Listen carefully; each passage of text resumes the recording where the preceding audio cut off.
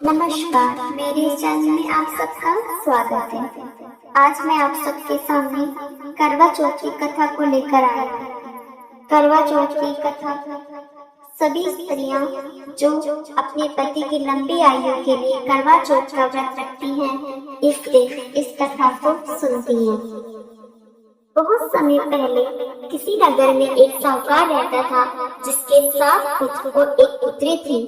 एक दिन जब कार्तिक मास की कृष्ण पक्ष की चतुर्थी यानी करवा चौथ का व्रत आया, तो साहूकार की पत्नी और उसकी 7 बहुओं और बेटी ने व्रत रखा। छोटी बहन ने ये व्रत पहली बार रखा था, इसलिए वह भूख से व्याकुल हो रही थी। 7 भाई अपनी बहन से अत्यंत प्रेम करते थे, इसलिए उसे इस अवस्था में नहीं देख पा रहे थे। जब सभी भाई भोजन करने बैठे, तो उन्होंने अपनी बहन से कहा, आओ बहन, तुम भी भोजन कर लो। बहन बोली, नहीं भैया, आज मेरा करवा चौथ का व्रत है, चांद निकलने पर अर्घ देकर ही भोजन करूंगी। कुछ समय के बाद बहन से भूख जब बर्दाश्त नहीं हो रही थी, तब उसके भाइयों ने नगर से दूर जाकर अग्नि जलाकर उसे छलनी से प्रकाश दिखाते हुए कहा कि देखो बहन, चांद निकल आया है, तुम अपना व्रत खोल दो।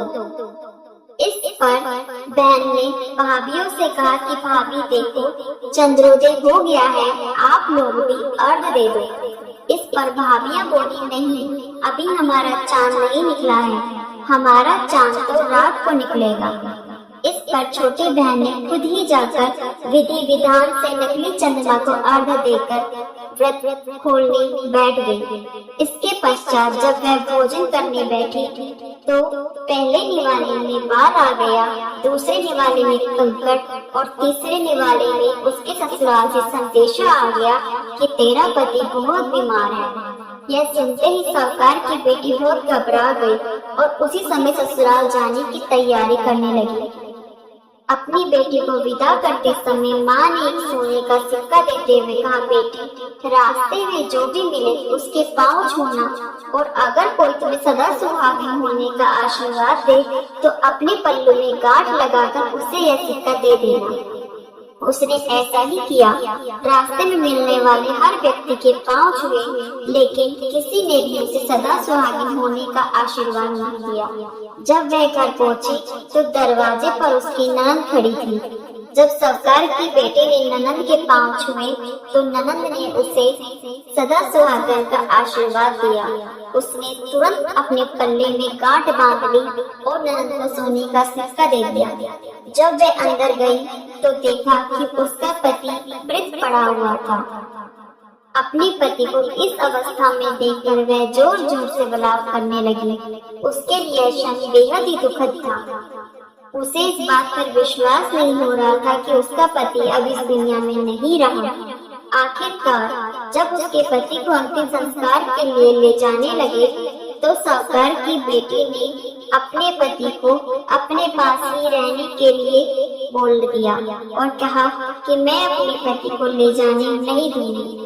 इस पर सभी ने उसको बहुत समझाया, लेकिन उसने किसी की न मानी और अपनी बात पर अड़ी रही। अंत में गांव वालों ने उसे बहुत कोसा और बोला, कैसी पत्नी है जो अपने पति को मुक्ति भी नहीं मिलने दे रही है, इसे यहीं छोड़ दो और इसके लिए एक झोपड़ी बनवा दो। इतना कहकर गांव वाले वहां से चले गए। साहूकार की बेटी के रहने के लिए वहां पर एक झोपड़ी बनवा दी। फिर वह अपने मृत पति के शरीर के साथ उसी झोपड़ी में रहने लगी। जैसे जैसे दिन बीतते गए, वह अपने पति की साफ सफाई करती रही और उसी के पास बैठी जाती। उसकी ननद उसे 2 वक्त का खाना वही दे आती थी। जब वह अपने पति को प्राण को वापस लाने के लिए हर चौथ का व्रत करती और चांद को अर्घ देती, ज्योति जलाती। इस प्रकार कई चौथ आई और चली गई। फिर जब अंत में कार्तिक मास की चौथ यानी करवा चौथ आई, तो उसने अपनी ननद से 16 श्रृंगार की सामग्री मंगवाई। जब ननद घर पहुंची, तो उसने अपनी माँ को यह बात बताई। उसकी माँ बोली कि लगता है तुम्हारी भाभी का मानसिक संतुलन बिगड़ गया है, वह जो मांग रही है उसे दे आना। इस प्रकार ननद ने अपनी भाभी को 16 श्रृंगार का सामान दे दिया। साहूकार की बेटी ने 16 श्रृंगार किया और इसके बाद पूरी श्रद्धा से करवा चौथ का व्रत किया। रात में करवा चौथ को अर्घ देने की तैयारी करने लगी। तभी वहाँ करवा चौथ माता आई और बोली, करवा ले बहनों की प्यारी, करवा ले, दिन में चांद उगाने वाली परवे, करवा ले। यह सुन उसने माता रानी के पैर पकड़ लिए और बोली, माता रानी मुझे क्षमा करो और मेरा पति को जिंदा कर दो, मुझे मेरा सुहाग वापस कर दो। यह सुनकर माता रानी कहने लगी, तुझे सुहाग की क्या पड़ी है, तुझे तो भोजन ज्यादा प्यारा है। इस पर साहूकार की बेटी बोली, माता मुझसे अनजाने में भूल हो गई, मुझे कृपया करके क्षमा कर दो। तब करवा चौथ माता बोली, बेटी मेरे पाँव छोड़ दो, मेरे जाने का समय हो गया है। लेकिन साहूकार की बेटी नहीं मानी और बोली, माता रानी मैं तुझे नहीं जाने दूंगी, तुझे पहले मेरे पति के प्राण वापस करने होंगे, तभी मैं आपको जाने दूंगी।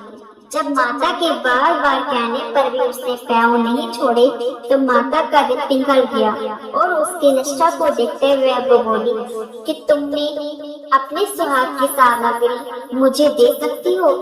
इसके उत्तर में साहूकार की बेटी बोली, माता आप सुहाग सामग्री क्या, मेरे प्राण भी ले लीजिए, बस मेरे पति के प्राण लौटा दीजिए। इसके पश्चात माता को श्रृंगार की सामग्री अर्पित करी। माता ने अपनी आंखों से काजल, मांग से सिंदूर निकालकर उसके पति पर छिड़क दिया।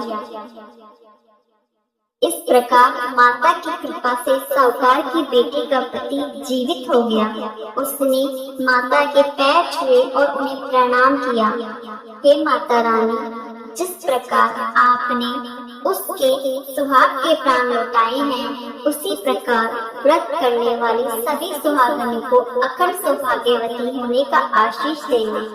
जो भी इस व्रत को करे और जो भी इस कथा को पढ़े या सुने, उनके सभी पतियों की दीर्घायु प्रदान करना और सबको उत्तम फल देना।